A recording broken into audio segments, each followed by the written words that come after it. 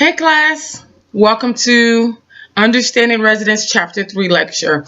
Thank you for allowing me to be in your home, in your car, wherever you are watching or listening to this lesson, and also welcome to a part of my home. We're going to kind of lay another foundation on what we've already learned for week 1. And we're going to talk about residents' needs, their psychosocial needs, their basic needs. We're going to talk about cultural diversity and also the development of what's happening in aging. We're going to talk about mental illness and also caring for a dying resident. So let's go ahead and get started. So number one, when you look at page 58, it starts off with Maslow's hierarchy of needs. And for those of you who are looking to go further in your nursing career, and I believe even in any medical form, you're going to learn about Maslow's hierarchy of needs. And Maslow designed this triangle to help us see what is the foundation of caring for a resident holistically. And I think I talked about that now we understand we can't just focus on one part of a person, like just their physical needs. We have to think about their emotional needs, their psychosocial needs. We have to think about even their sexual needs, and we'll talk about that a little bit more in this chapter, because yes, they're older adults, but it doesn't mean that they don't need to be loved like we need to be loved. And it doesn't mean that you won't have residents that you serve who will get in a relationship. They will find a new boyfriend. I had a resident who actually got remarried. So those things still happening. They're older, but they're not dead. They're alive. They have needs, and we need to be conscious of those needs. So Maslow talks about the physical basic needs are food and water. Then it goes up to safety and security. If you look at the triangle figure 3-2 on page 59, the need for love, the need for self-esteem, and the need for self-actualization. So let's start with physical needs. And one of the things I like to point out is, if we look at ourselves personally, we can have love. Let's say we have love, right? And that's all we have outside of this triangle. What about me being hungry?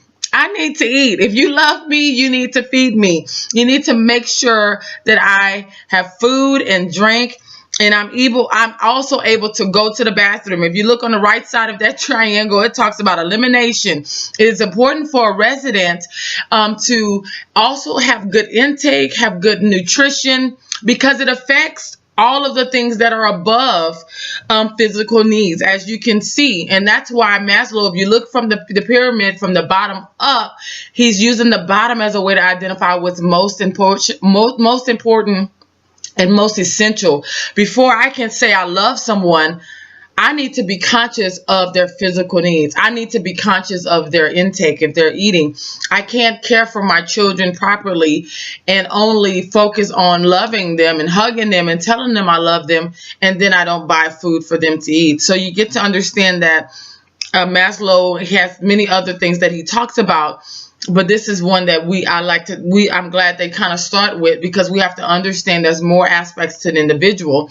And once we take care of their physical needs, then if you feed me, I'm going to feel a little bit more safer. I don't know about you, but I wouldn't want to date anybody if I call him up and say, hey, I'm hungry, and he just says, baby, I love you. Okay, but I'm still hungry. You need to feed me something. I don't have money. I didn't get paid. Can you help me? And what if he just tells you, or she tells you, oh, but baby, I love you so much, more than the world. That means nothing. Feed me. Make sure that I'm eating. There's a way to show love, and there's a way to show care. And just saying it is not enough. For us to just go into a building and care for a resident and not ensure that they go to their meals and they're getting their breakfast, their lunch, and their dinner. That for the diabetics, or even those of us who are not diabetics, thankfully, but we like snacks. They have snacks. Make sure they get those midnight snacks, or get those midday snacks. That's a part of caring for an individual. then that individual can feel safe and secure with you. Just like I would feel safe if when I called my partner, my husband, and say, hey, baby, I'm hungry, and he don't just tell me I love him, but he says, okay, babe, I'm going to get you some food on my way from work. I feel safe and secure because my needs are being met in this relationship, not just my emotional needs, because I do need to hear that you love me, but you're also making sure I'm eating and I'm full and I'm happy. And then there's the need for love. We all need love. And yes, I know sometimes back in the day, they used to teach us that it's not good to get attached to the residents. And I understood the idea because they don't want us to really be heartbroken when we lose them. But honestly, we are human beings. And we all have a beating heart, hopefully, right? Everybody have a beating heart. So we will connect with residents, and some of them we won't connect with them very deeply, just for personality reasons or whatever. But there will be some, and there have been some throughout my career that just tug on my heart. But I never have been happy to lose anybody. You know, it's just a part of the human nature to care. So I always want to encourage you to go into the field of the medical, you know, and be caring. Even in sonography, a person can tell if you care about what's happening to them and what you're doing, and you're doing it in a way that is caring versus you're just trying to get a task done. So I think it's important, especially in the medical field, in the healthcare field, for us to interact with individuals in a way that shows care and gentleness. And there's a difference, and I'm sure we have all come across those individuals in our lives, in relationships, in going to the store, where you can just kind of tell they're just there. They're not personable. They're not approachable. It just makes the experience a lot more pleasant when I know I can laugh and giggle with my cashier. And almost always there's something we can laugh and giggle about, you know, or we can connect and speak about, versus just this blame face and I'm just trying to get a job done, you know? So let's make sure that we're going into this field with a heart, and that people can tell that we care. Even if you're just thinking about yourself, maybe you're just like, look, I'm trying to make this money and I'm not worried about you. I'm gonna get my job done. I'm gonna do it in excellence, but show some care, show some gentleness, show that you have a heart in this. A need for self-esteem, believing in one's worth and one's own worth and value. I think this is important for our residents, to encourage them. And you will probably see me do this when we go to the clinical site, to encourage them, to validate them, to tell them how good they're doing, even if it's them eating 50% of their meal. Wow, you did a great job. Because they don't hear these things. They don't hear this every day. They're going through a routine. They're dependent upon you to provide for their needs. And they don't get that encouragement and that boost in their self-esteem. And you will hear a lot of the residents speak down to themselves. And I always am very conscious to correct them and remind them that they're very intelligent individuals, but this is just a part of the aging process right now. And the need of self-actualization, the need to learn, create, and realize one's own potential. Therapy comes in a part of that. You promoting independence by allowing them to be a part of what you're doing does that also. So definitely pay attention to Maslow's hierarchy of needs, because this is something that's going to be on your test next week. It goes down to talk about masturbation. I have had residents that my staff have walked in on, I've walked in on, and they're masturbating. Our role as caregivers is to walk back out, close the door, and give them privacy. Communicate it to your supervisor. But again, these residents are not dead. They're alive, and they have needs. And they will have relationships, and they will do things like this, females and males. And it's important for us to not judge them, to not ostracize them, to not talk about them in a way that's demeaning, because this is something that we all know that happens in our world. When you get older, these things don't change. They may get less, or, you know, but they don't change. So we need to make sure that we're knocking, that we giving a privacy. If we catch a resident and with another resident having sexual intercourse, that we be open and non-judgmental, respect the resident's sexual orientation, honor do not disturb signs, do not view expression of sexuality by elderly disgusting or cute. It's important for us to respect their needs and to understand that this is a normal process of life, and it doesn't change again. It does not change when they become older. It doesn't change. It doesn't change. Also respecting our residents' spiritual needs. We already kind of talked about that the first week. We can listen to what other people believe, and it doesn't mean that we believe it, but we can give people common courtesy and respect on what their faith is and what they believe in. That does not change how we care for an individual, and it should never alter how we care for an individual. One of the things I believe is that what I believe in my faith should benefit you, because I believe in I have faith that the way I care and interact with people, that God smiles upon that when I'm doing things in a way of excellence and care. So if anything, regardless if I express my faith to someone or not, I shouldn't even have to, because my faith should be shown in how I work with a resident. What you believe or do not believe, I think you having a sense of excellence about yourself and how you serve should speak for you when you go into a resident room. So if there's some differences between you and the resident, it should not divide you, because again, you're not here to debate. You're not here to prove a point. You're not here to you're just there to care for them. That's our job. Our job is to care. It's not to do anything else but care at this moment. And if there's an opportunity to share what each other believe, then you do that in a way that is respectful. But you don't do it in a way that's demeaning and a way of saying, well, yours is better or mine is better than yours. That's not what we're there to do. We're there to serve them and take care of their needs. Respect our religious items, being conscious of what's in the room, and that's why I talked about maybe when you go into residence room that you look around, because these are ways to engage in conversation. If you're nervous the first few times meeting that resident, that's a good way to start a conversation, is to look at the pictures on the wall, look at little things. A lot of these residents were artists, and you see their grandchildren, you see that their children served in the service, or that's your granddaughter. Tell me about her. These are things, and that's ways that you will understand what's in the room and why they're there.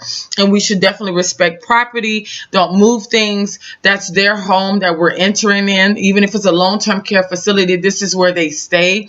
Even if it's a rehab facility and it's a short-term stay for that person, we're in their space. We want to respect that space and where their items are. You should never try to change a person's religion. We talked about the judgments and stuff, so you can read over that. Defining holistic care. I talked about this the first week, and I just kind of introduced us to that again. And again, this is just talking about addressing a person as a whole person. There's many aspects to who we are as individuals. I'm not just a physical person. That I do take care of my physical body by exercising and being active, but I also have an emotional part of myself, and I read and I love to write, and I love to express myself in poetry and different things like that. So we have to address the elderly and every person we serve in a holistic manner, because there's not just one aspect to us, and we can know that and get to know that about each other, that there's multiple parts of us that we need to address. And that's why you have activity department, you have talking groups, you have book clubs, you have bingo, and all of these different things, because we're trying to give the residents many opportunities to connect with who they are and connect with others who have a like-mindedness and who connect to the same things that they do. Promoting independence. Residents may experience fear, loss, uncertainty along with their decline in health and independence. Other common reactions to illness are denial, withdrawal, anger, and depression. So other losses a residents may experience include loss of spouse, family members, friends due to death. I kind of talked about one of my residents who lost her children and different things like that, and how the different the way that she grieved.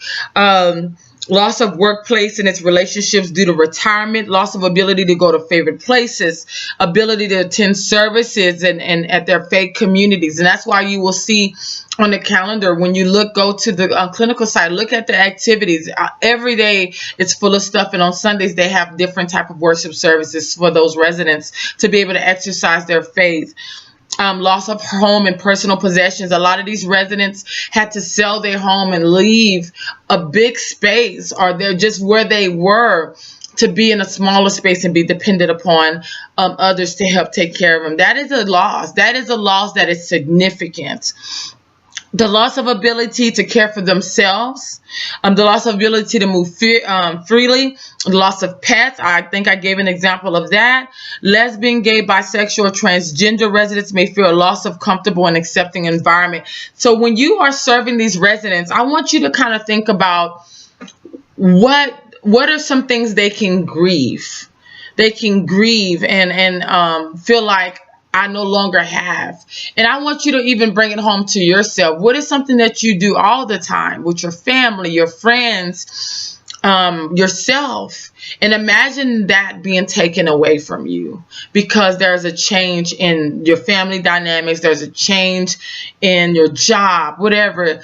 And that is a loss. You know, sometimes we only look at a loss as losing an individual, but these residents have lost several things, not just one. And I think that's something to think about. You know, usually in the world, hopefully, we may lose one thing or lose a grandmother. Like I lost my grandmother, and thankfully I didn't lose someone else significantly in my life around that time. It gave me time to deal with my grief, recover from that. But these residents, they lose, you know, a spouse. Then the daughters are like, Mom, you can't stay home because Dad's not there. Then they got to sell their home. That's a loss.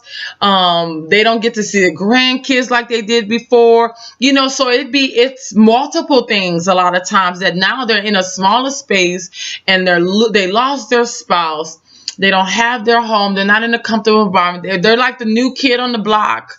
You know, if you've been that new person in a classroom like in last week, you know, but I mean, just remember when we were young kids and being new, it's nerve-wracking, and you have to get connected with people again and make new friends. And just imagine all of these things are happening with our elderly residents, and you are that smiling face that's going to greet them.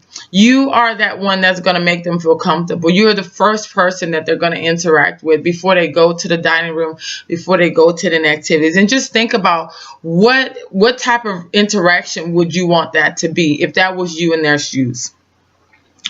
Okay, so we talked about activities of daily living. If you see this, ADLs, that's what that stands for. And again, that goes into everything that we do: hair, makeup, dressing, showering, cooking. All of those things are activities of daily living. Whatever it takes for you to be alive and living is activities of daily living.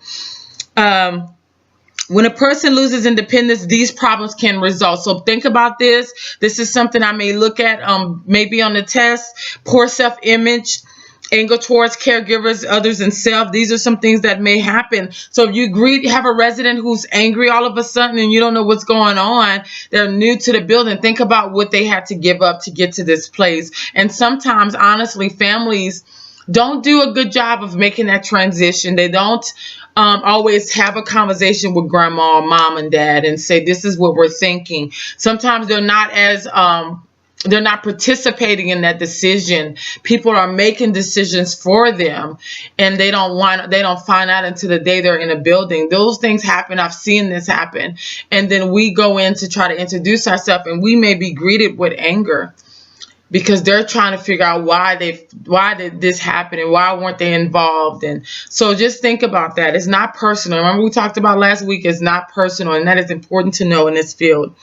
Feelings of helplessness, sadness, hopelessness, feelings of being useless. And again, that's where promoting independence is so important, because we want them to understand that they are still strong, that they are still needed in this world, and they can still participate in caring for themselves.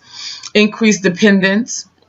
Some residents could regress completely and not do anything for themselves that they are well capable of doing. And I've had a few of them, it's not the majority. So I don't want us to assume that every resident that we walk and we come across is having that mindset, I'm going to have you do everything. There's not a norm. I don't think there's rare. It's rare for a working class individual to just want to be served, right? I mean, I don't want to be served hand and foot. I mean, when I go on vacation, yeah, I might want different things, but I don't want someone to do everything for me every day.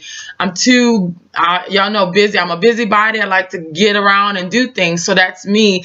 But there are those people that want you to do everything for them. But it's a rare thing. It's not the norm. But you will meet some residents where you know they can walk to the bathroom, but they want to use the wheelchair. It's interesting. You know, it happens. Depression is a big one too. To prevent these feelings, nurse aides should encourage residents to do as much as possible for themselves. I have a story about that for my book, so you definitely started in your book, highlighted that it is part of our responsibility to assist that resident with encouragement. Hey, you can do this. Brush your teeth, put your shirt on, and I'll do the pants. Have them participate.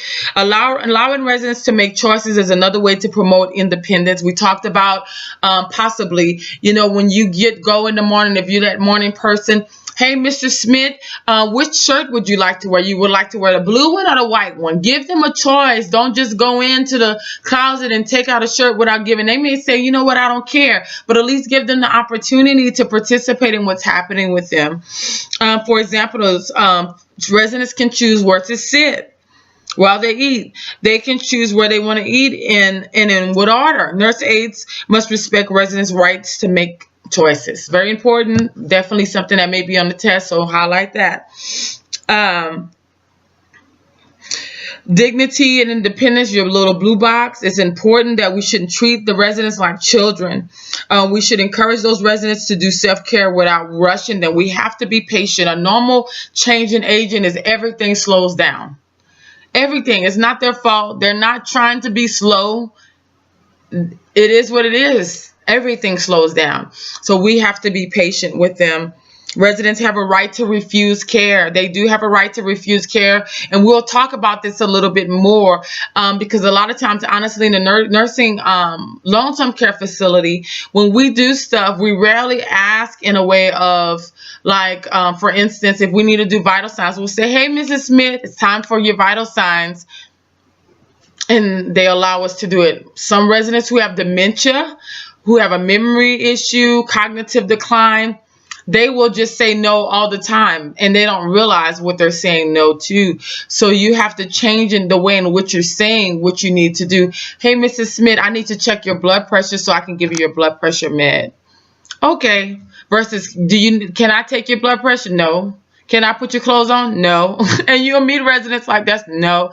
And they don't know what they're saying. And you'll know the difference between, you'll get to know it once we're in a long-term care facility, a resident who has a cognitive decline because of dementia or Alzheimer's diagnosis versus a resident who is very cognitive aware and refusing, I don't want you to take my blood pressure right now. Refusing to do something. Those are two different situations. Cultural diversity. We want to make sure that we are respecting different cultures and races because it looks different. We talked about that. It looks different and everybody's not the same.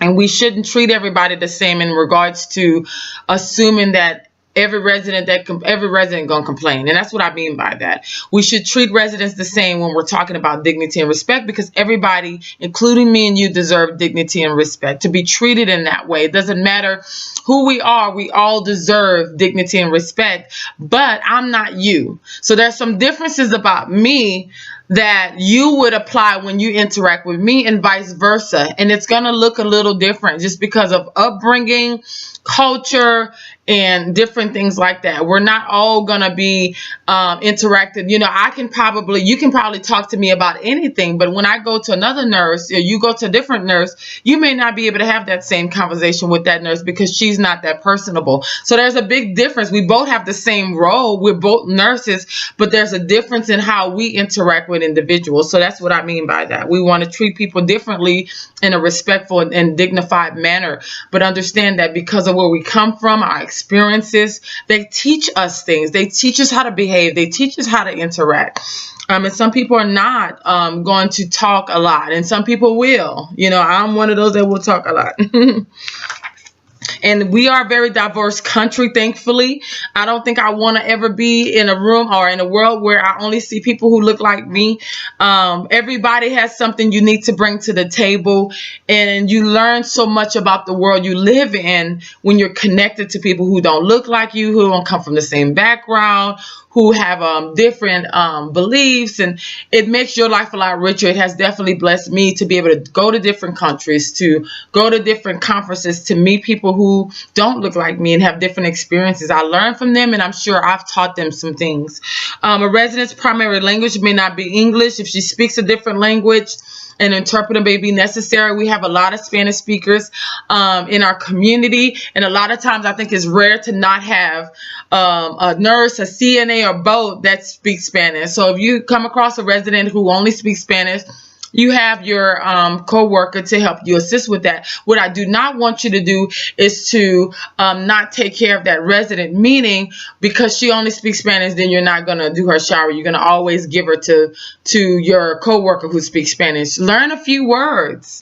It's fun. The residents think it's a hilarious situation when you try to learn hola, como estás, muy bien, gracias. They love it because they know, first of all, you don't know what you're talking about, but you're trying. And you're trying to connect with them. So definitely when you call your coworker to come and speak Spanish, you go in there with her, learn a little something, learn how to work with that resident, because it's just like working with a resident who may not can speak. We all try to learn and understand what their needs are and how they communicate those needs, and you can do that with a resident who don't speak your language. Religious differences also influence the way people behave. Religion can be very important in people's life, particularly when they're ill or dying. Nursing assistants must respect religious beliefs and practices. We talked about that. In addition to showing respect for different cultural and religious traditions, there may be specific practices that affect the nurse aide's work. Many religious beliefs include dietary restrictions. We talked about that last week. These are rules about what and when followers can eat and drink. And a lot of times those things are already mentioned when they are admitted. So they'll know, like, that person doesn't eat pork, or they want fish on these days. So a lot of that stuff is known, and you should be orientated to the needs of that resident themselves. There is a great need for activity in our elderly population. There are loners. There are, even, I'm sure some of you may, or one or two, you may be a loner. You like to be to yourself, and you will be able to identify those residents who are loners, who like to go after dinner. They're going to their room and look at TV versus going and play bingo, and they're happy. What we are more concerned about is those residents who are active in a way, but then all of a sudden they begin to withdraw, and they begin to show signs of depression, and they're not being themselves. And that's why I always remind you to get to know, what is that norm? What is your resident's normal, that individual resident? Because then you'll get to know when there's a deviation or a change in that normal. So these are some things that activity can improve for residents. Decreasing risk of heart disease, colon cancer, diabetes, and obesity, relieving symptoms of depression, improving mood and concentration, improving body function, lowering risk for falls because it strengthens those muscles in our skeletal system, improving sleep quality, improving the ability to cope with stress, increasing energy, increasing appetite, and promoting better eating habits. Inactivity and immobility can result in physical and mental problems such as loss of self-esteem, just the opposite, depression, boredom, pneumonia. That's one of the ways. This is why when people are in the hospital, they really try to promote after a while for them to move around, cough, deep breathe, because they want to decrease the chances of them getting pneumonia. Urinary tract infections, skin breakdowns. We talked about that. Moving and rotating our patients, our residents, every 2 hours to prevent skin breakdown. Constipation can happen with immobility and inactivity. Blood clots, we'll learn about what blood clots are, what the signs and symptoms of blood clots, and dulling of those senses. So we want to make sure that we are providing ways that that resident can be active in many aspects. And a lot of times your facilities and communities have already added programs. So a lot of times what your role is to encourage those residents. OBRA requires the facilities to provide activities program that is designed to meet interests in physical and psychosocial well-being of each resident. So again, this is something that's required by the state of Texas for us to be able to provide different ways for residents to engage in a holistic manner.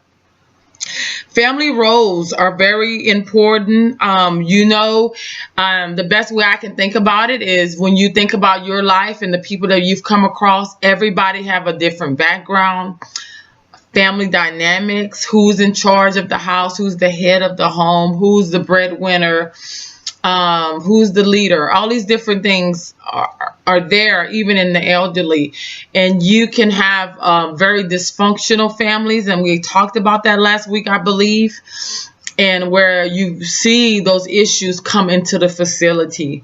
And a lot of times you'll see that when a resident is dying, or you'll just see it when there's a change in something that's going on with the resident. You'll see the arguments, you'll see the power trips, and who's trying to make the decisions. And even if you don't see them, sometimes the ones that is consistently coming and visiting mom or dad will voice to you, yeah, I'm the only one that come visit mom and dad. Nobody, so those things come in play. Family roles are very important because they provide insight on what's happening with our resident. Our family is very knowledgeable about their parents for the most part, and they care, but people care differently. Some people are more overbearing than others. Some people are knowledgeable, and some people are trying to be knowledgeable and not willing to hear the knowledge of a nurse or even you when you're talking about, well, mom likes me to do it this way.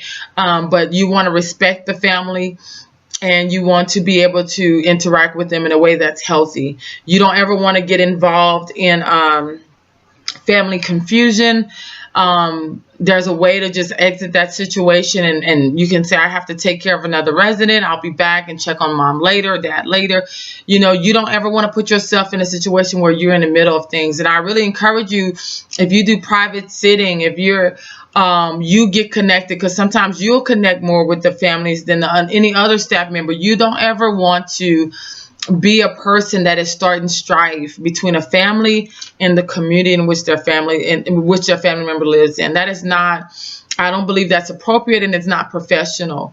You want to make sure when you're speaking about stuff that you're speaking in a knowledgeable manner, but at the same time use the chain of command. If there's an issue, we need to be talking to the people that are in charge. We don't want to break up an environment unless it's definitely abusive. It has to be a very unsafe situation for me to feel like that there needs to be strife that I am participating in, and I'm starting by talking to the family, not talking to my boss. Does that make sense? I hope. We want to make sure that you're not instigating anything. And that you're doing things in a very professional manner, because at the end of the day, is making sure the needs of that patient is being met is what's important. The nurse aides should observe effect of a visit on a resident. Any noticeable effect should be reported to the nurse. Some residents have good relationships with their families and others do not. A lot of it, just like we have a past, or our families, sometimes we don't come from a family that was very healthy. And we don't talk to our moms or dad, our brothers, sisters. We all can probably identify things within our own connections or in our own lives where we probably wouldn't want somebody to visit us. Or, those elderly residents have made mistakes themselves in their youth. And that you see the effects of that in the breakdown of the family. And that doesn't die. You kind of hope that it would, but a lot of times it doesn't. If mom wasn't a good mom, you'll see that. And a lot of times when the daughter comes to visit, you'll hear that. If dad wasn't a good dad, you'll see that. Those things don't disappear unless they're dealt with. And a lot of times they're not dealt with. But you want to make sure that there's an interaction in the room, and you see that the resident's always upset after and the demeanor, and they're crying, then that's something that definitely needs to be reported, because we want to make sure the resident is taken care of. We don't necessarily care, quote unquote, about what happened in the past, because our role is to focus on the resident. It's not to try to help heal the family. That's not what we're there to do. We're there to serve the resident. If we see that our resident is emotionally distraught when dad comes visit or brother comes visit, then we need to make sure that's not happening continuously, because it's going to affect me caring for her. She's not going to probably want to do her shower. She may not want to eat. You know, somebody upset you, I don't know how you feel. You either want to eat or you don't want to eat. You know, if you're taking medicine, you either want to take it or you don't want to, you don't feel good. And we need to be able to properly care for those residents. So it talks about different stages of human development. I'm not going to go through the toddler and baby because that's not where we focus on. Our demographics mainly are the elderly population.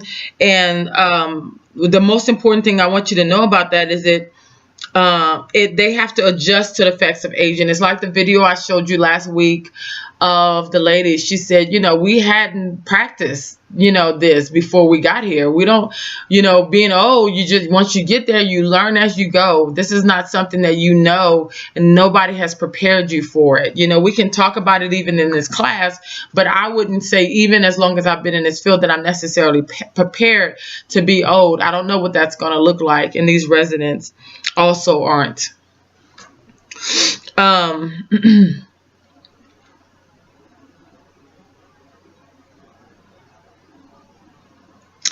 Let's see what else we want to talk about with this. We have more residents who are, I think, the biggest myth probably is that a lot of elderly patients are dependent, but nowadays we have more of a increase of elderly who are active. And you see now more stories of older ladies doing gymnastics and running marathons and men. So that norm is changing. A lot of people are aging very well. They're aging very well. So let's look at normal changes of aging at the page of bottom of page 66. The skin gets thinner and drier, more fragile, less elastic. So that means the increase of skin tears can happen if a resident hits their arm or anything like that. I think I mentioned that in class last week. They're more prone to that because of the skin being more fragile. Muscles weaken and lose tone. Bones lose density and become more brittle, which means with falls, fractures can happen. Sensitivity to nerve endings and skin decreases. Responses and reflexes are slow.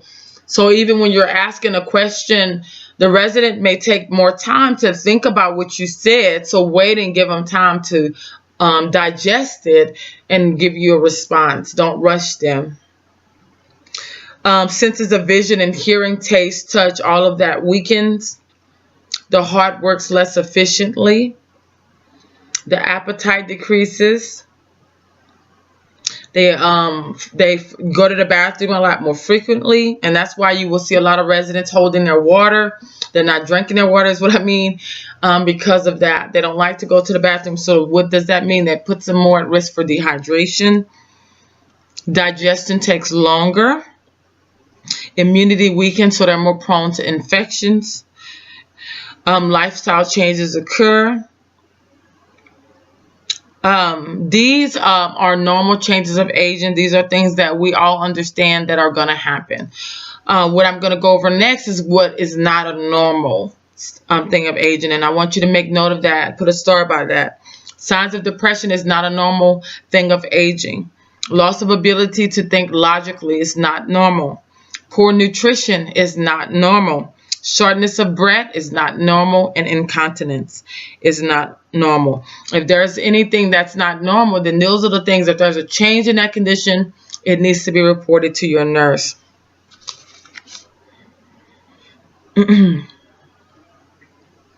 So intellectual disabilities restrict physical or mental ability. An intellectual disability, formerly called mental retardation, is a type of development disability. It is neither a disease nor a mental illness. People with intellectual disability develop at below average rate. They have a below average mental function, difficulty learning, communicating, moving, and may have problems adjusting socially. The ability to care for themselves may be affected. I think the key is now we have more programs that allow people with mental or developmental disabilities to be more independent. And it's pretty inspiring, the things that I've seen lately come across TV or in the news about those individuals who have disabilities in any way, shape, or form. We are definitely moving forward with making sure that everybody lives the fullness of their life, no matter what the issue may be. So I think that's very encouraging. Definitely look over the guidelines to intellectual disability. We're going to talk about mental illness. And what I will allow you to do, go ahead and pause the video, take a mental break, and we'll be back.